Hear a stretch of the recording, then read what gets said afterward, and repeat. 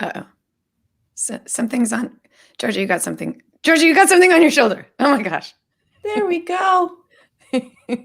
That's pretty cute. I like it.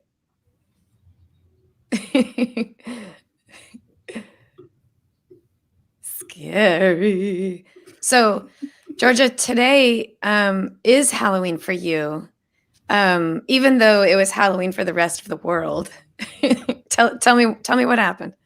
Well, we had canceled Halloween. Montreal canceled Halloween till the next day. Montreal just decided that the Halloween day that is always the Halloween day, Montreal just went, you know what? No.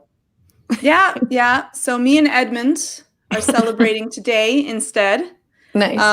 Edmund is my spider kin, and along for the ride, because we were dressing up today, right? Because you guys didn't dress up last show. You guys are dressing up, right? I know. Yes, I'm dressed as a new AirPods Pro wearer.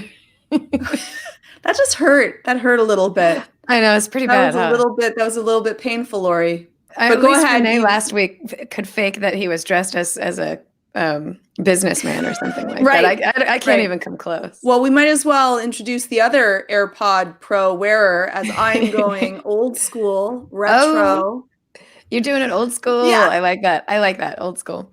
Well, let's get started then.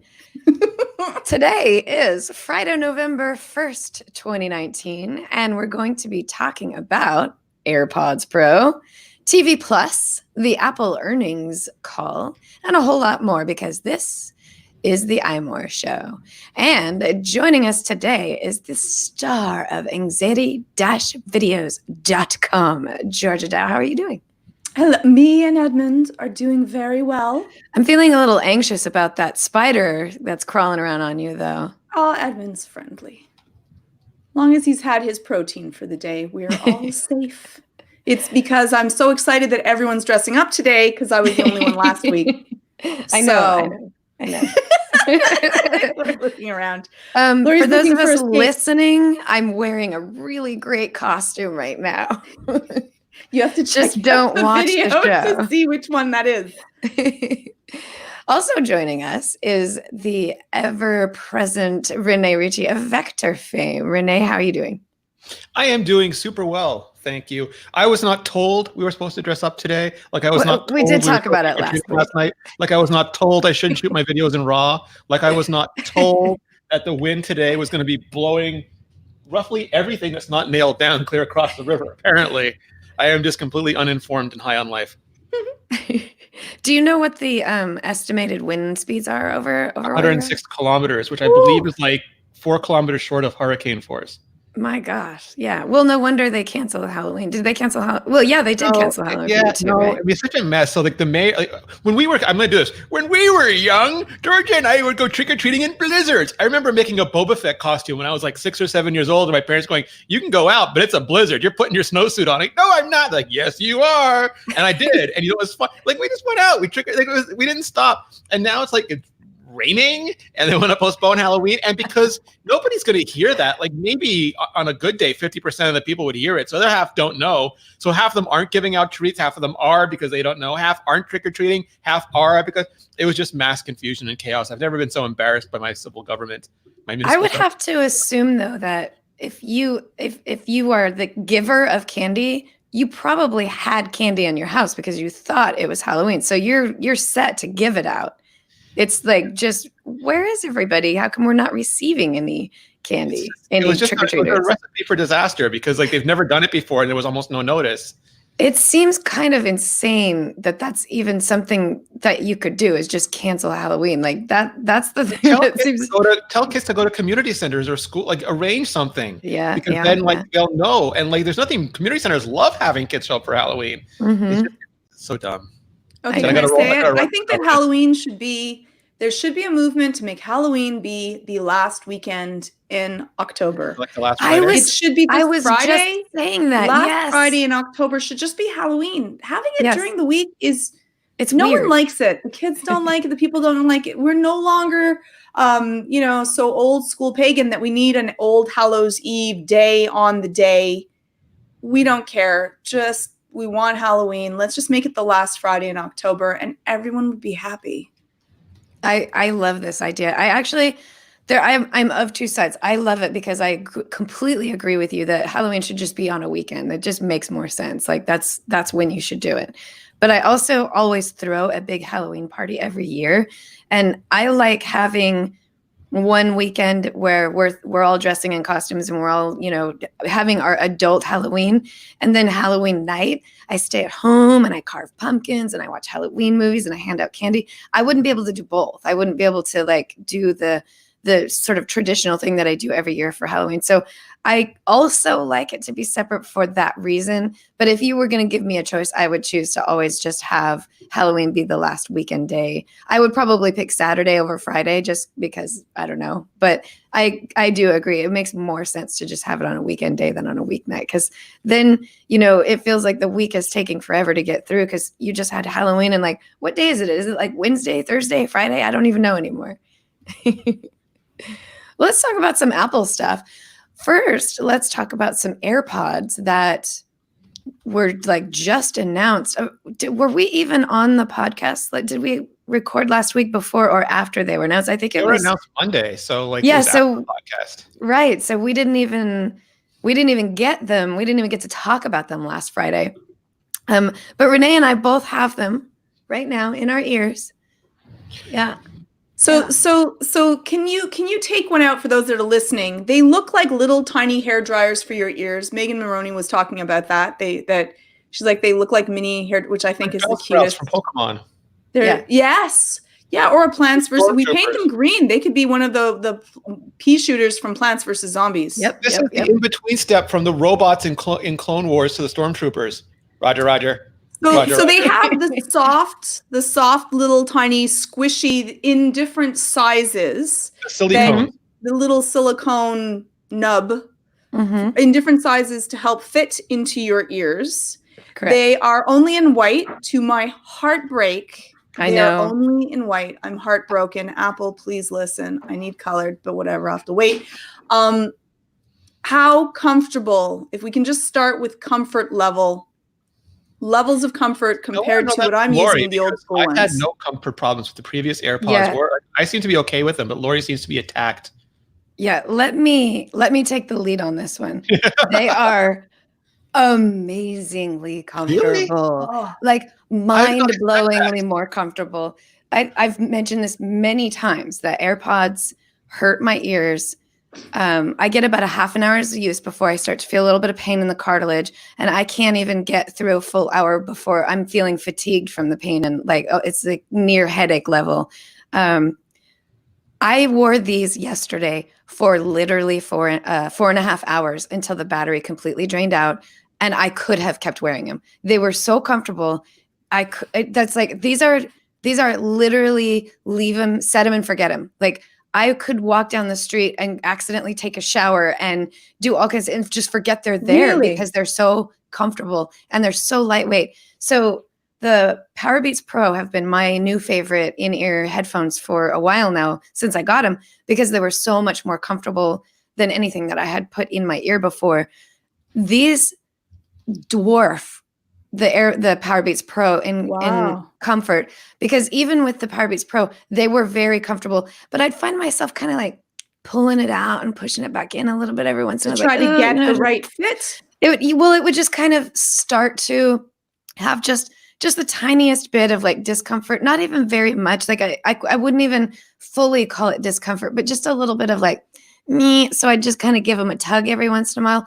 But when I wore these yesterday for 4.5 hours straight, I forgot they were in my ear. If I was listening to music, I actually watched a movie with them on. It just felt great. It was incredible. It's incredible. I haven't even had time to do a lot of comparison on how they sound compared to AirPods, how they sound to Powerbeats Pro, how they sound to cans.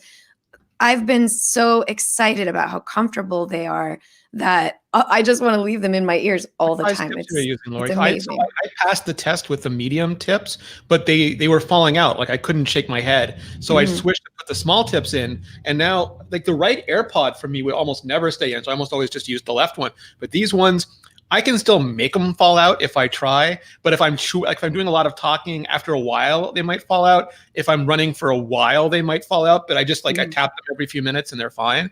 But these have been so much better for me than AirPods were. Yeah. So Renee, have you tried switching to the large seal for the extras? You should try it. Okay. So what I noticed, do they come in? They start with the medium.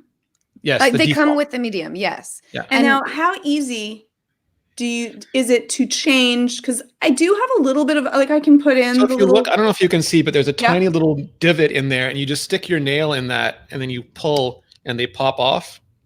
Huh. And then the only thing you have to remember to put them on is that they're oval, so that you have to you have to make sure they're both lined up in the same direction to put them back on. Because they're oval, they're not round.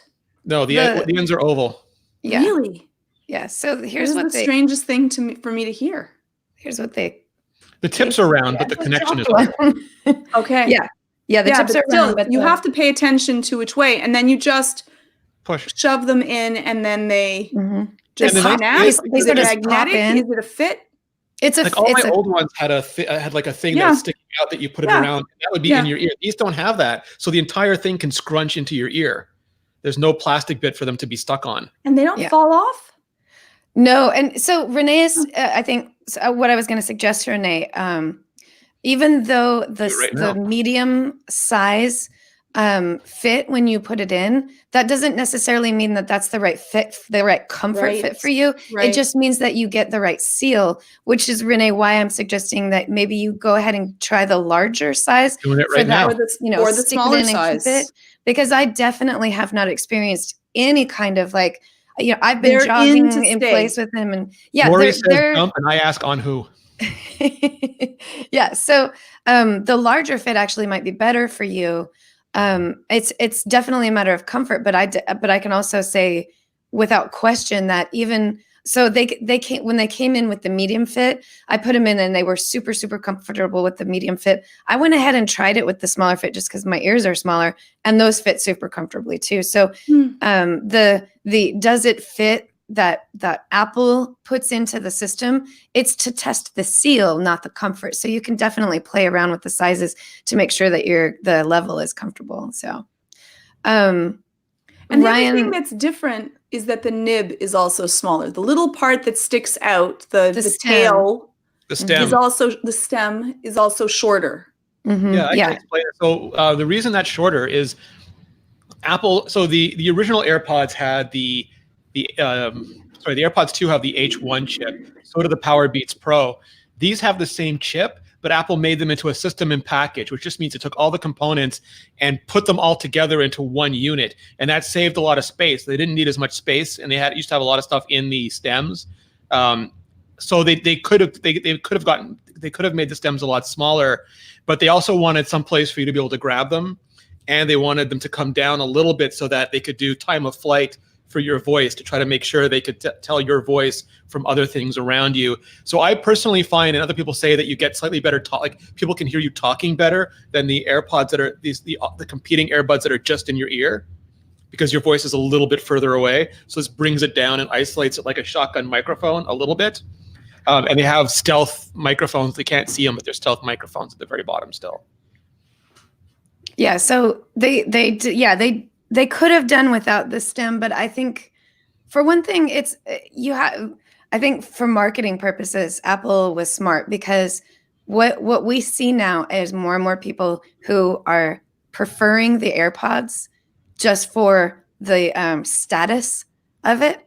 So making AirPods Pro have that stem and have that similar look, your status is upped, because not only does it still look like AirPods, but it's slightly different. So you can tell, oh, you've got the Pro model AirPods. So it's very much a status marketing thing, I think, to keep that, even though there are ways to have the same kind of beam forming microphone and things like this. And clearly Apple's design, they've decided that this is the best way for them to do it. Doesn't mean it's the best way. It just means that it's the best way they've decided to design it.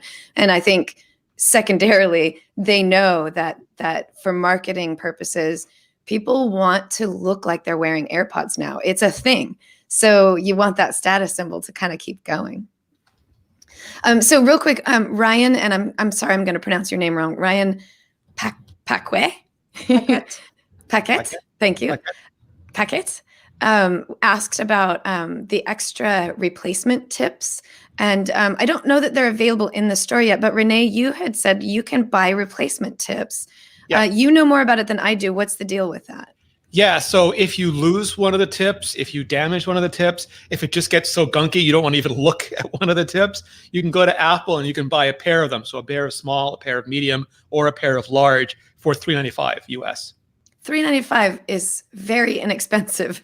Yeah. I mean, I know like you can get the super cheap ones on Amazon for other things, but these are specially designed with a special oval and a special clip tip and all that stuff. And so for just a few extra dollars, that's a pretty darn good deal. And the one thing that is frustrating about ear tips is that you get the one size that you like, but it comes with two other pairs that you don't need. So it's great that Apple didn't just package a 3 set, that you can actually pick a specific size pair.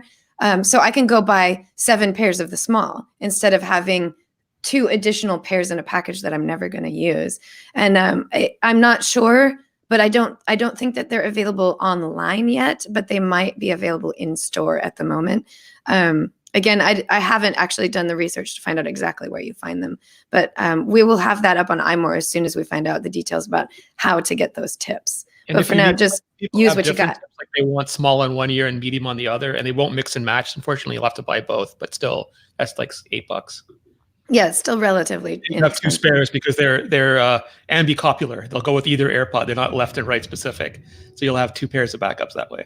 Yeah, and then so in terms of the noise canceling, Renee, I know that they've put in all these little special venting things so that you don't feel very plugged up, but I actually do feel a little bit. Have you noticed any kind of distinct difference between having them in noise canceling and not in noise canceling in terms of like that sort of plug feeling that you get?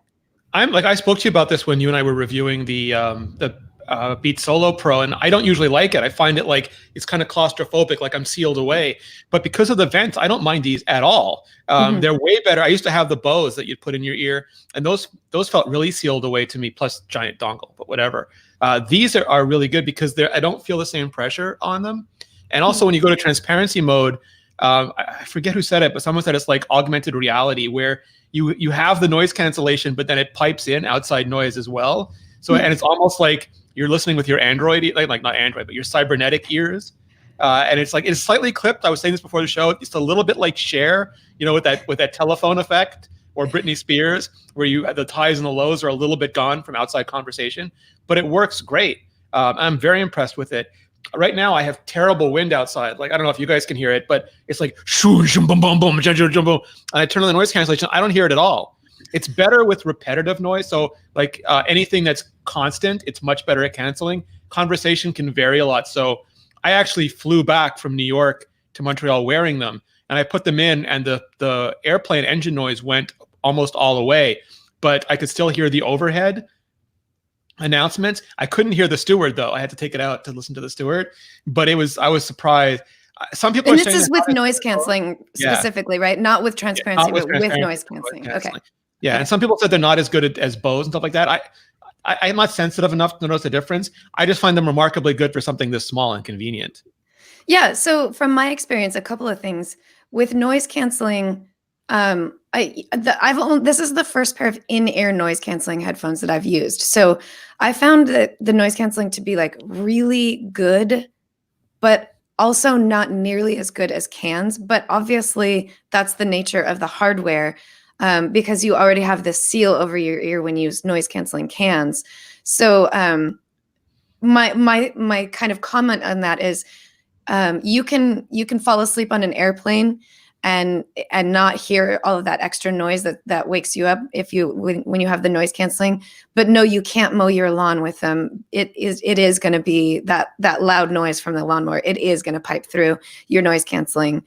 In terms of transparency, the one thing I noticed using the the Beats Solo Pro, did I get that right? Yes, the Beats Solo Pro was noise canceling, or I'm sorry, transparency it fed in a weird amount of noise. So it's supposed to kind of open up the ambient sounds and the environment sounds so that you're aware of noises that you hear.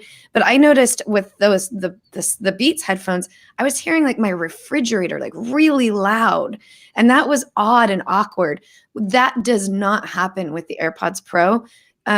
It opens up and it brings in, it's like a microphone that brings in some outside noise, but it still somehow manages to cancel out some of the ambient noise that I don't want to hear, like a fan or something like that, which I'm not sure how that works, but it's pretty impressive the way it balances that for you. Yeah, no, totally agree. Quinn Nelson, who does YouTube videos under Snazzy Labs, he is an audiophile, like a golden ear. He does tons of high-end stereo reviews. He said to him, the noise cancellation and the bass weren't as good as Sony, which makes very similar. Inner ear noise canceling headphones, but that the experience, including the app and everything else, was light years ahead. So he was sort of lamenting that you can't have the best of both, that they're both good at one thing and not the other. But I think if you're using Apple products, the experience is just so great. You pair them the same way you pair AirPods. You can just pack on them. You can use George's mortal enemy Siri. You can also just use all the widgets to control them, and they're so natural to control. They're so easy to control. It works really well. Yeah, and in terms of the audio sound difference, I think there's two things. One, they're exponentially better than just standard AirPods in terms of the sound quality and the balance. Number two, noise canceling headphones tend to be a higher frequency. That's just the way the software works, is because of the way the anti-noise is happening. It tends to bring up the highs. So these are going to have to compete with an already difficult higher end type of sound anyway. And they're not heavy bass to begin with, like the way Beats headphones might be. So that ability to balance is a little harder. So I think it's considering how much the AirPods Pro have working against it in terms of balance, I think it's doing a pretty darn good job, and it's definitely better than just standard AirPods. So it kind of wins in terms of quality of AirPods. It's not a winner in terms of noise canceling in-ear earphones, though. It's a little bit low on that scale, but not terrible and pretty darn good, all things considered. So it's using, I love this, like this, just the geeky part in me. So this has the same H1 chip as the Power Beats Pro, as the Beats Solo Pro, and as the AirPods 2, but it's the first time it's ever been used totally. It's got 10 audio cores. And what Apple's doing is it's got a microphone on the outside that's listening to everything around you and then anti-noising that, like flipping the frequency and playing it back so that it effectively cancels that noise. But then it's also listening to how the noise is echoing around inside your ear, because everyone's ear is slightly different.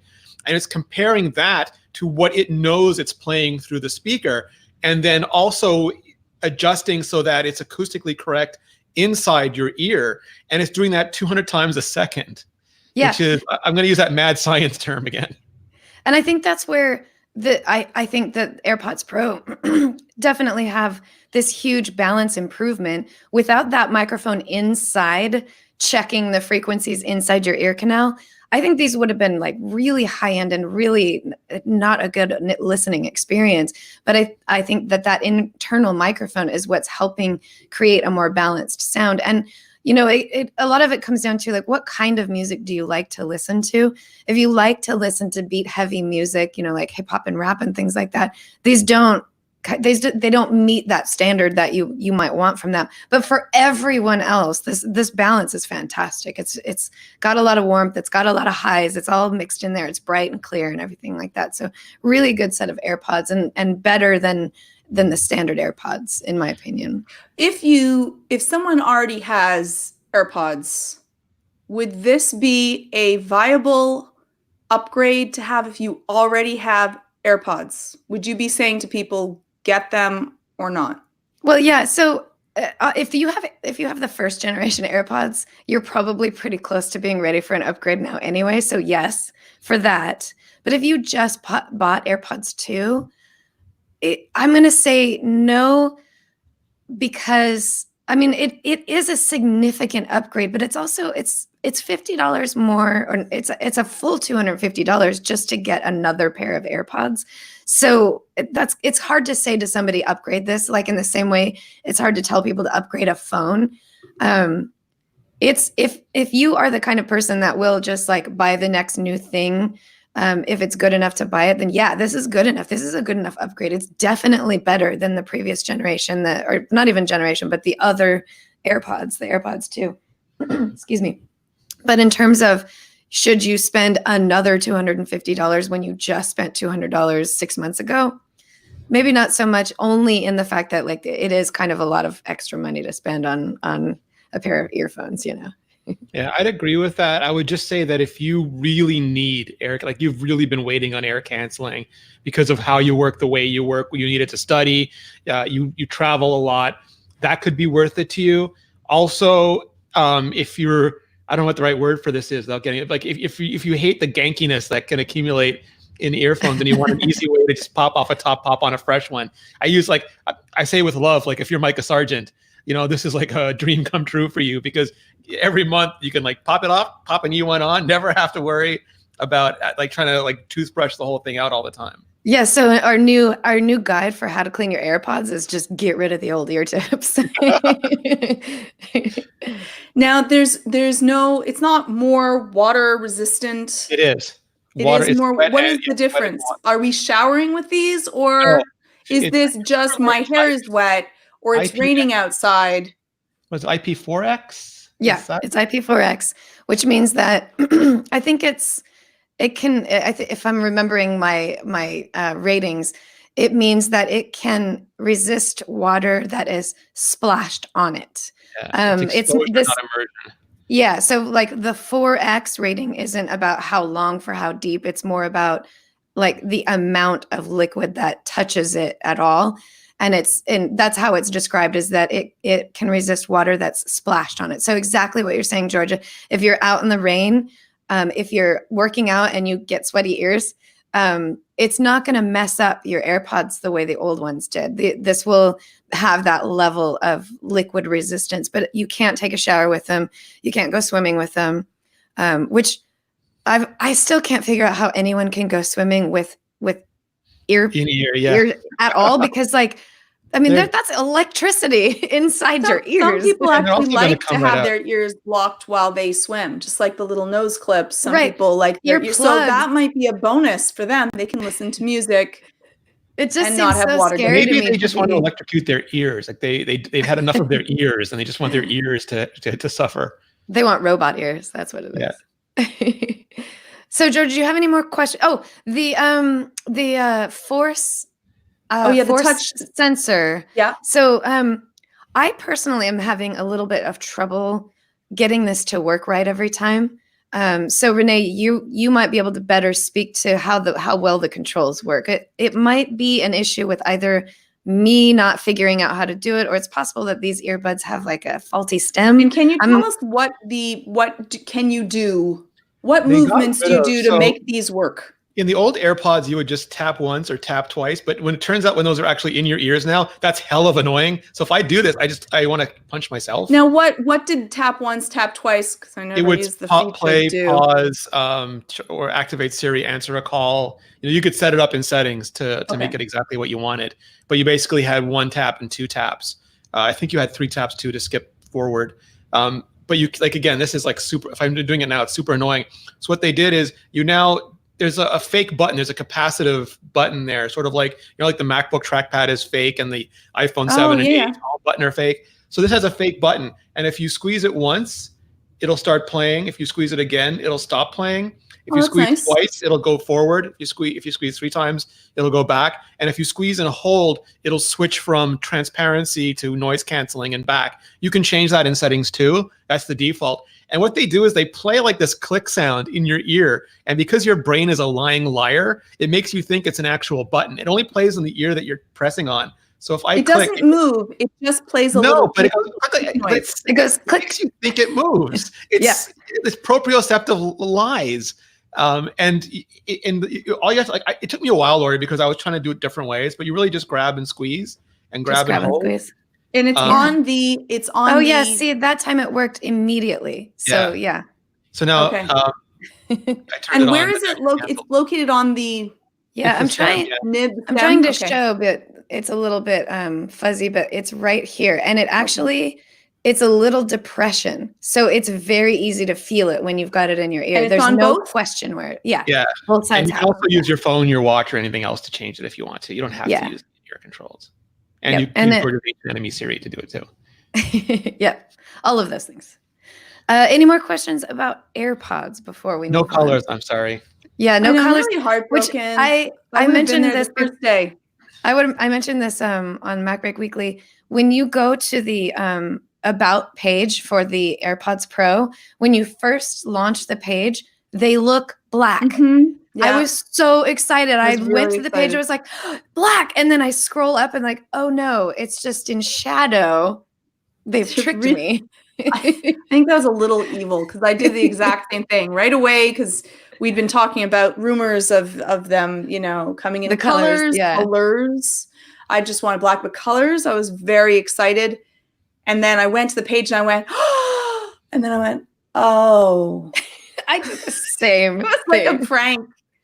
Yeah, it was very annoying. But I guess, we can just send them away to Colorware and have them paint them for us and just do it that way. Or get some nail polish out. Got your AirPods Pro and they are painted black. Nice. It's a good one.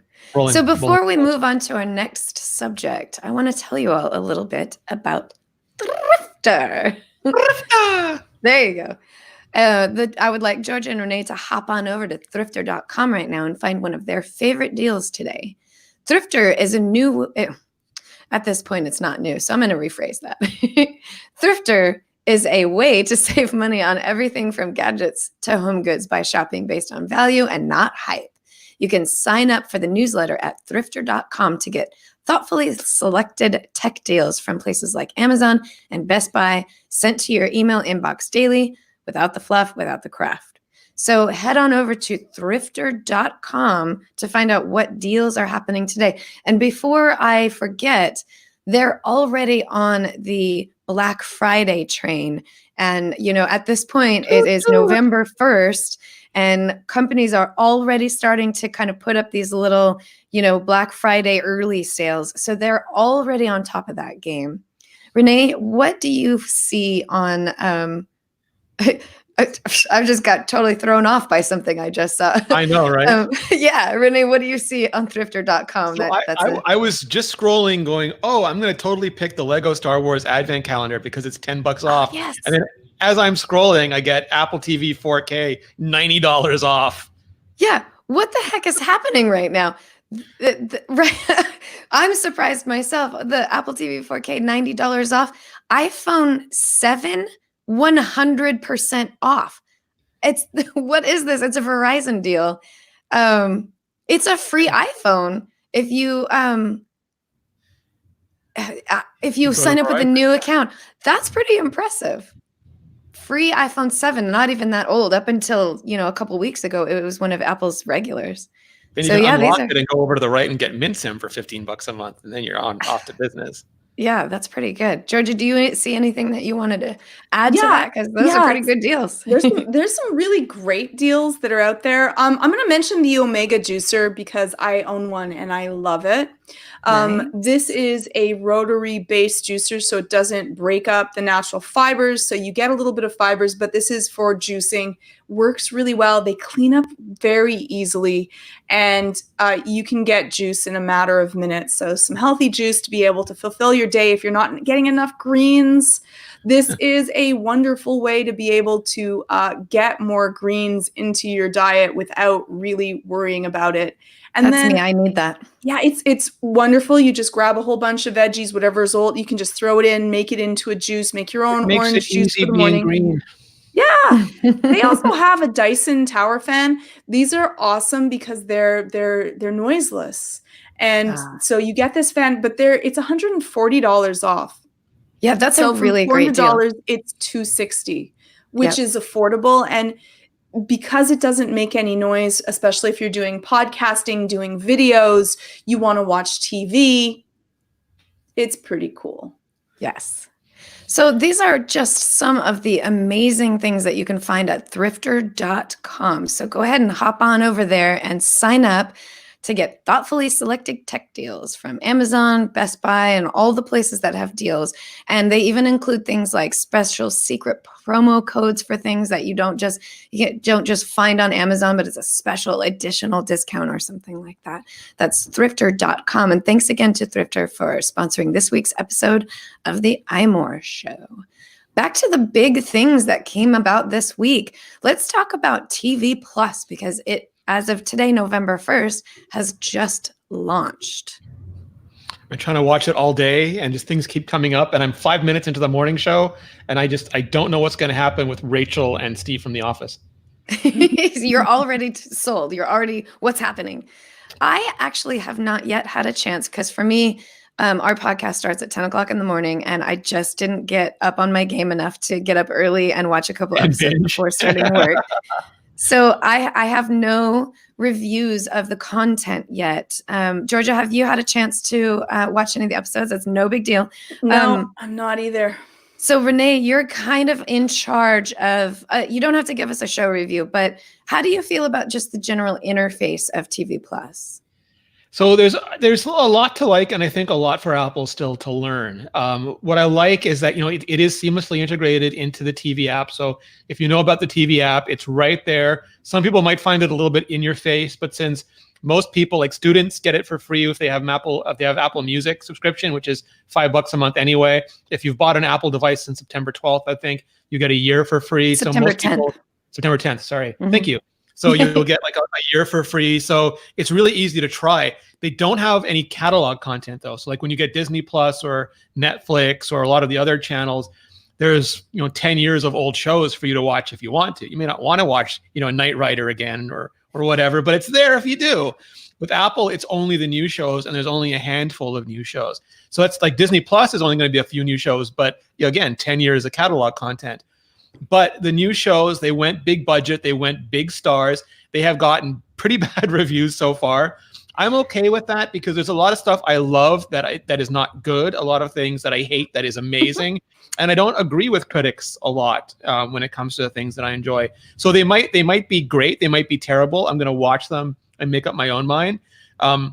Some people have been saying that they get better after like the initial episodes are shaky, which is dumbfounding to me. Like you got to put your A game in those first episodes. It happens in some shows, though. There's been multiple times where I've watched a half a season of a show and was just about to give up before somebody said, no, keep watching. And then it turned out to be great. Cheers, so right? Like they were not successful at all in their first season. So it does happen. But it's all different now. Like you don't have that many episodes. You don't have that many seasons. You got to like West Wing pilot that sucker like immediately. So we'll see, but I am intrigued, and there's a variety. And I think some people's biggest fear was that it was going to be too kid friendly, like it was going to be too Apple branded. Right. But like both the morning show, at least in Canada, and C are adult rated, and people are saying that C is very Games of Thronesy with like a bunch of. C sounds like one of the ones. That's the Jason Momoa one, right, Renee? That eyes are up here, Georgia. I'm intrigued. I'm intrigued not with just abs and hair. With C, and then also there's the M. Night. M. Night Shyamalan one. I think it's called Servants. I think it's called Servants. Yeah. Or Savant was a servant. Savant. So I can't tell. Yeah. So, and there's also though I'm blanking on the name. Joe Keller's going to kill me. The space show from Roger Moore. Snoopy in Space. No, Snoopy. Yeah, For All Mankind. Snoopy in Space really owns my heart, though. To be honest with you, I'm excited for that one. Him and Woodstock are going to take on the Cylons. I am all about that. But there's a lot of good quality stuff on there, and I'm going to give it a shot. Yeah. So in terms of what's the level of who it's for, I would argue just out of the gate with the first handful of shows that you can watch, it's not that it's not kid friendly, it's that it's not kid focused. And I would like actually to see more children's shows on this. Right now you have Helpster and Snoopy in Space. And considering the limited amount of shows, that's not bad. But not bad percentage wise. Yeah, and it's not that that there aren't other shows that are kid friendly, meaning that kids don't have to leave the room so that parents can watch it. But it does mean like kids are not going to be interested in something like the morning show. That's going to be boring to them. They want, puppets and singing and things like that. So in terms of like family friendly fun, I would love to see Apple have more animation and just things that really appeal to children in this mix in the future. I think it's great that Cody, right now, yeah, I think it's great that there's a wide variety for everyone, but there also kind of needs to be an actual like secondary focus of, yes, there's 9 shows that, and 7 of them are good for the whole family, but only 2 of them are good for children. So let's make that 7 that are good for children plus 7 that are good for the whole family plus 2 that children shouldn't watch, something like that. Give families with children like more options is what I'm looking forward to. What you guys think. So traditionally Netflix started this binge model where like all 10 episodes or 13 episodes would drop all at once. Not every show was like that, but like Stranger Things was like that, for example. And both Disney Plus and Apple aren't following that. They might drop, one show here or there, but mostly they're going to put out a few episodes, like 2 or 3, and then the rest are going to come out every week, like a more traditional network TV show. And I guess they're caught because some people like binging. They've gotten used to it from Netflix, but other people really like the sort of shared cultural experience like Game of Thrones, where everybody watches it on Sunday night and then they all talk about it on Monday. And granted, not every show is going to have the gravitas or cultural impact of Game of Thrones, but I find like the more stressful shows, I want to watch all at once because I don't want to be hanging there all week. I don't like the stress level. Other people love it. And there are some shows where I do look forward to it being spaced out because I don't like it's more serial or more episodic and I don't really have to watch it all at once. Do you have any, like Georgia, you watch a ton of shows. Do you have any opinion on the differences? Yeah, I like to have the option to be able to choose to watch it as I would like. I enjoyed a lot watching Game of Thrones, but because everyone would be talking about it the day after it aired, I honestly would not go onto the internet until I had watched my episode of my show, so I don't end up with a spoiler to a show that I am really excited to hear about, and I don't want those spoilers to kind of sneak into my day. So I just avoided the internet altogether. My personal preference is I like to be able to watch a show as I want to. I'm done with my parents telling me what time I can watch my show and how many of them I can watch. I think that for Apple, they were in a really difficult position that they could not produce enough shows that would be of good quality in the amount of time that they needed to. And so they spread it out to give us a good number. It's more than 2, which we had expected. So awesome. And to give us a few episodes so you could get involved in it. And then you can wait a week until there will be more. And I think that Apple's model for that is going to work out okay because like it's a free year if you get Apple TV Plus or purchase a new iPhone, iPad, like you can get it for a full year. So it's already there. So they don't have to worry. They're doing this so that people don't take the free week. Like Disney and Apple are doing this for the free week and watch everything and then peace out before. Well, again, people will just wait a year. There's a whole bunch of people. There's online sets where people can say, listen, this is your month for Netflix. This would be the best month to now go to this. So no matter what, that's going to happen.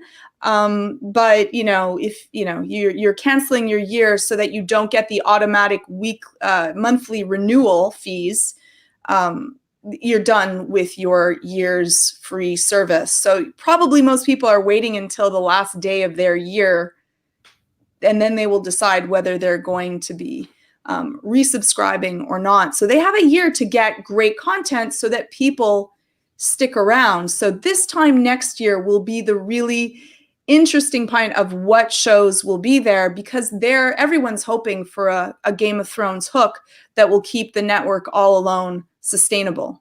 Right. So if you subscribe today for your 1 year, let's say you have your 1 year and you sign up right now and start watching C. And let's say all of the episodes of the first season of C have already come out. And then you watch all of it. And that's a week's worth of watching. Let's say it takes you a whole week to get through all the episodes. And then that's over. And then you have to wait for the next season because that's the way entertainment works. It works in seasonal cycles.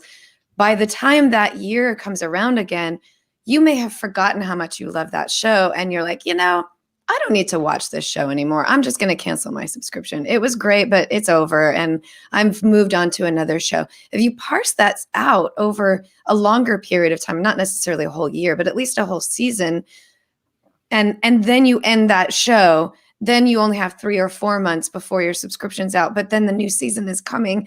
You might think, oh, I've got 4 months. I'm going to have to resubscribe in 4 months, but that show was so worth it. I'm going to do it. And that makes a lot of sense from a marketing perspective, that Apple would spread it out. And the on-demand watching of things has been really fun and great for all of us. But there is something satisfying about being forced to wait, at least for some people. And I am that kind of person.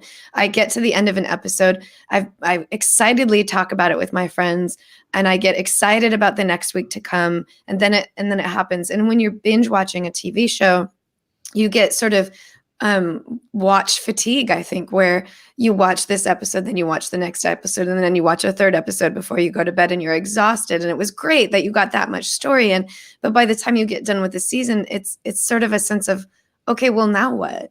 So I think it's good that it's kind of being spread out, and we have to kind of get it in bits and pieces, because it feels like something that we can get on board with and get excited about.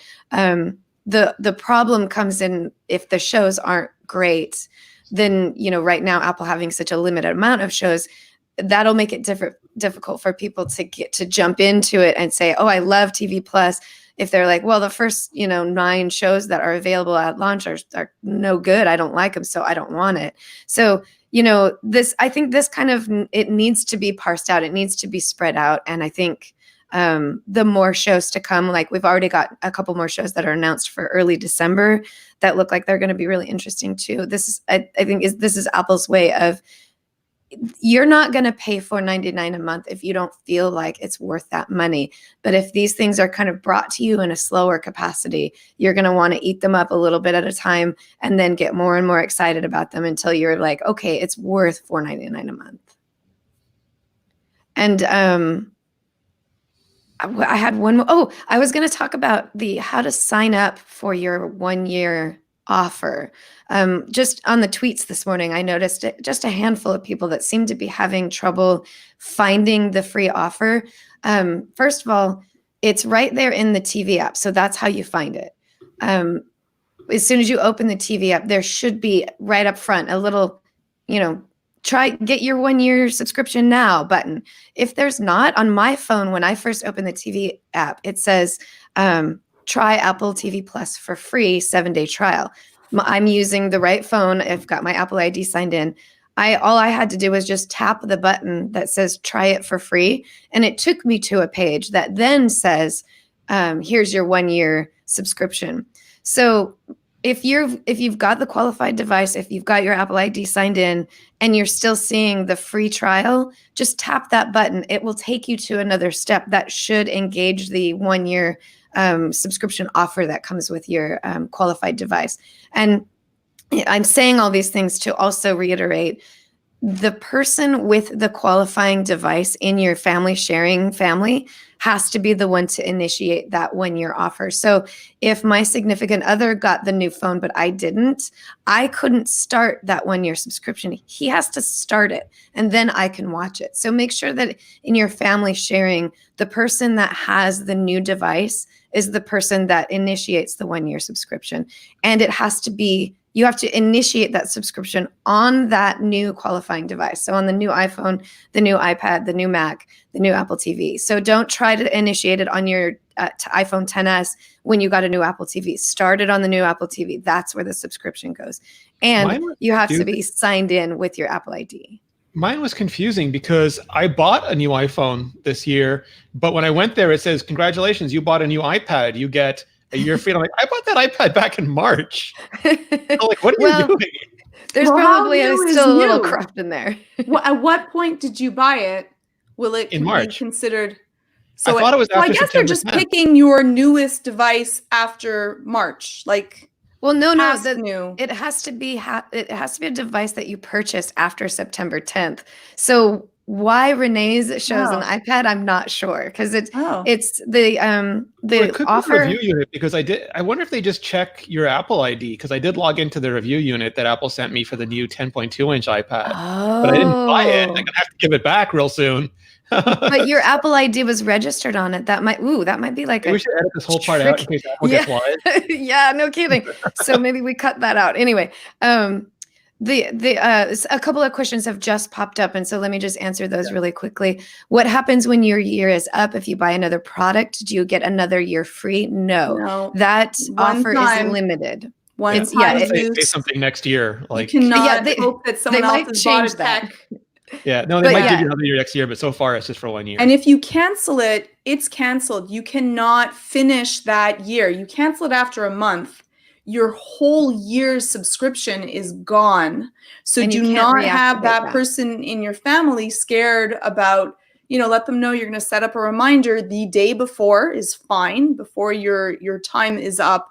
To be able to cancel it, says 1 day before, so maybe choose 2 to make sure, but you lose all of that time. So if by mistake you have someone cancel it out of fear, it's gone for everyone. Yeah, some people do that. They sign up for free, then they immediately cancel it because they're afraid of forgetting and getting billed. Yeah. But Apple, you're gonna have to set a reminder. Don't do that. Literal company. They're like, okay, you want to cancel it? Bye.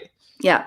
And let me just say, it's $5 if you accidentally go over 1 month. That's less than a cup of Starbucks coffee. So don't make such a big deal about it.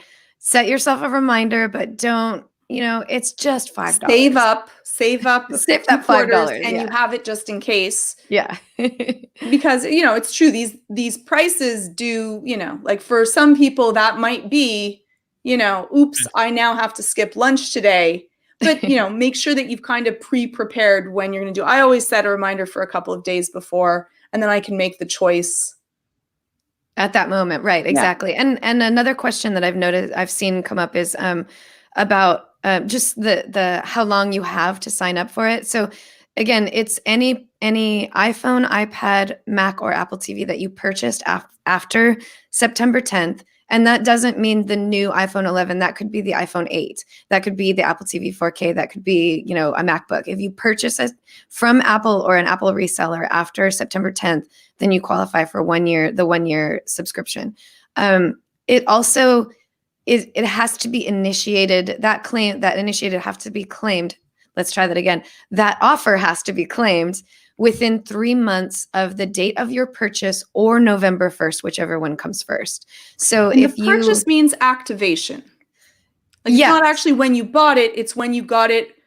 If you waited a week to get it set up, you would have that extra week, Lori, or would that be when you actually bought it? If you bought yours, I can explain it. Apple does actually have this information on their site. If you bought your iPhone, or let's just pretend it's an iPhone. If you bought your iPhone on September 10th, but you didn't initiate the claim until November 15th, it still started on November 1st. So you might as well start your claim on November 1st. If you didn't buy your phone until November 15th, your claim starts November 15th. So your 1 year starts from your purchase date. But if you purchased your iPhone on September 25th, you don't lose time. It's just that it doesn't start until November 1st for you. So does that make sense, that like the differences between the two? And you only have 3 months to make that claim that offer. So 3 months from November 1st, if you haven't signed in to Apple TV with your Apple ID and claimed your 1 year subscription, you lose it entirely. So don't hold off. If you bought your phone before November 1st, you're not getting any extra months out of it. You're still stuck with that November 1st date. So go ahead and jump in and claim that offer, because after 3 months, you don't get it at all. Now, if I buy a phone in 3 months, how long do you think that, and I don't know if we know, but how long is this year of subscription, for your subscription, trial subscription, going to be offered till? Because maybe you're thinking about buying something that would make you eligible, and this might change because you want to make sure that you can get your free month of Apple TV at the same time. Yeah, so they don't have a specific end date. They just say that it's a limited time offer. So at some point, we are going to hear from Apple that they're ending the offer for the 1-year subscription. My guess is it'll be sometime after the holidays because there's going to be a lot of people buying new.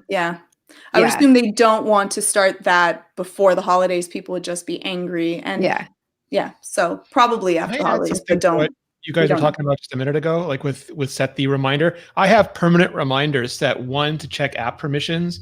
So like with Google, Facebook, and Twitter. So at once a month, I check to make sure that I still want them to have the permissions they have. Really? And my other one is to check subscriptions. So every month I go into the iTunes subscription tab, and if I'm not using anything, I just cancel it. Really? That's a really great idea, Renee. Yeah, so I have them. You probably gave it to me like a few months ago. So once a month that pops up, and I just go and check my subscriptions. And sometimes I turn off stuff that I've stopped using. How do you check all of your subscriptions, Renee? There's a tab when you go into your Apple ID. There's a see your subscriptions. I do it more broadly. Like I check all my subscriptions. I have a list, not just the ones that are with Apple. But if you go into your Apple ID account, it'll show you your active settings. You tap on your name, and then it says subscriptions, and then you can take a look at what it is. Okay. And if you're like me and it's a separate account, you might have to go to where your because my iTunes account is different than my iCloud account. You might have to go to your iTunes account instead.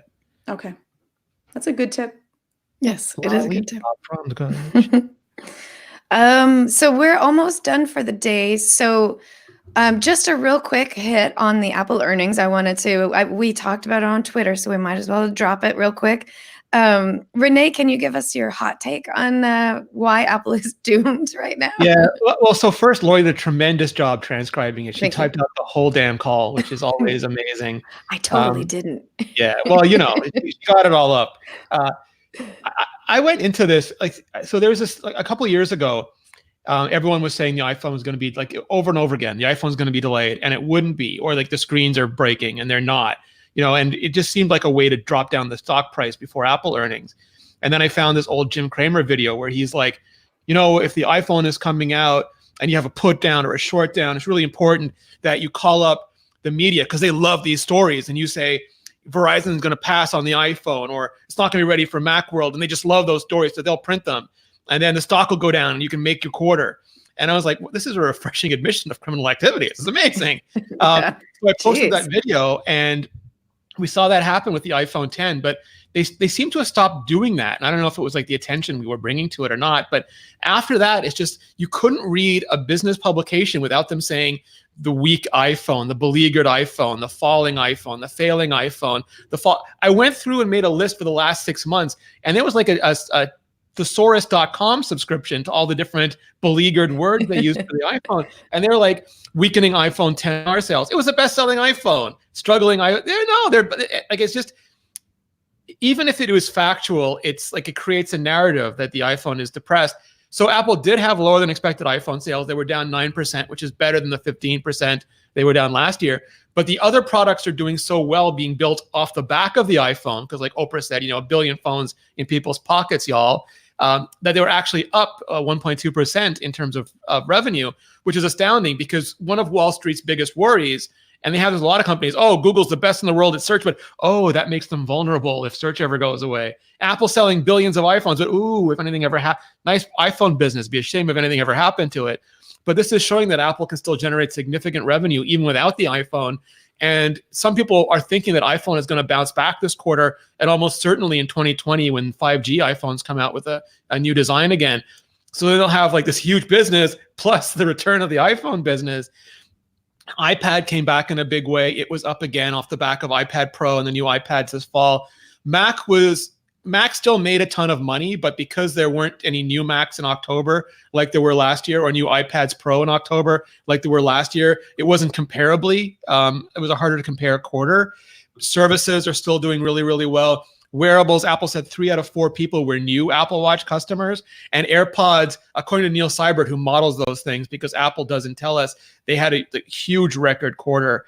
U.S. earnings, huge record. So they are still, the iPhone business isn't what it used to be, but only because it is so successful. Like the way I describe it is, if nobody in your family's had dinner yet and you offer them dinner, they're all going to take dinner. If everyone in your family's had dinner already and you offer them dinner, maybe one of them will still eat the second dinner, but not a lot of them. But if you offer them coffee or dessert, you're going to have some takers. And that's sort of what Apple's doing. So they're quietly getting ready for breakfast, tomorrow. But for now, they're making a pretty good amount of dessert and coffee. Right. And what other companies are out there can say that they had they had less than expected revenue by 9% of one part of their product, but overall a 1.5% gain in their revenue. That's evidence that they're doing it right, because they're still growing their revenue even while they're seeing declines in people buying things. And the iPhone is their biggest product. Yeah, so the fact that their biggest product is slightly declining, yet they're still showing revenue growth, they're doing it right. That's a really big deal. Like, I remember we had a conversation with our news writers during the week because Canala said that iPhone sales had tanked in China. I'm like, this doesn't make any sense. And then we saw Apple's results, and it's like, no, they really weren't. It's like they make up those numbers and everybody rushes to print them because they don't come from Apple. So they really are just making them up. Right. We can't trust the analysts is the problem. We just can't trust financial analysts, because we talked before, we're not their clients. Their clients are people who have bought or sold before they ever leak anything to the media. And that means media has to take anything that they leak as suspicious, because it could be just designed to move the stock for their clients, which have already bought or sold it. Yep. So all of you financial analysts out there, we're going to stop listening to you because we don't trust you. Yeah. All right. And one thing, Nancy Paxton, who was director of investor relations at Apple, is retiring after doing 93 of these calls. Yeah, Nancy, I'm going to miss her voice. Yeah. Me too. She welcomed us to it. She sent us on our way from the call. So just huge shout out to her, and I hope she enjoys her retirement. How many, was it 193 or 93? 93, yeah. 93 in earnings calls across 30 years? Something like that, Remember, it was something huge. She's been with the company for a very long time. Yeah. So goodbye, Nancy, and congratulations on your future, whatever's going to happen. All right, and that's it for this week's episode of the iMore Show. Georgia Dow, if anybody wants to get in touch with you or just say hi or throw you a weird GIF or meme, where can they find you? You can check me out. I occasionally show up on Twitter at Georgia_Dow, or you could check out anxiety-videos.com. Anxiety-videos.com. Renee Ricci of Vector fame. Where can the internet people find you? The internet people are not the real people in the world. They are like these little tiny robots that exist inside my brain. You can go to Renee Ricci on all the social things. You can go to imore.com/vector for all the words, and youtube.com/vector for all the videos, the pictures, the moving pictures. And Vector right now has some really great things up, comparisons with AirPods, and some of that information about Apple earnings and how Apple is doomed. So definitely check it out. Yep. And if you want to get in touch with me, you can find me on Twitter at Appaholic. That's APPAHOLIK. You can find me at Lori Gill at most of the other social things. And of course, always on the hunt for new things to write about on iMore.com. Thanks for all of our listeners. Thanks for everybody that showed up today and popped into the chat and said hi. Jean-Baptiste, I did notice that you are here from France and a big fan of the show, so thanks for joining us. And for everyone who pops in and says something to you, we really appreciate that you're there. It makes us feel good that we're doing this live and know that people are paying attention. And for the listeners out there, we do this for you too. So even if you don't get to join us live, we are very happy to hear about you love our shows. We listen to your feedback and chat with you on Twitter all the time. So thanks for that. And of course, thanks to Jim Mitzendorf for making us sound so wonderful. And I know that he's going to have a really hard time with Renee's audio because it was so blustery over there. So Jim, thank you for all the things that you did to make us sound good. And we owe you a box of cookies for this episode. And that's it for this week's episode of The iMore Show. Thank you very much. We're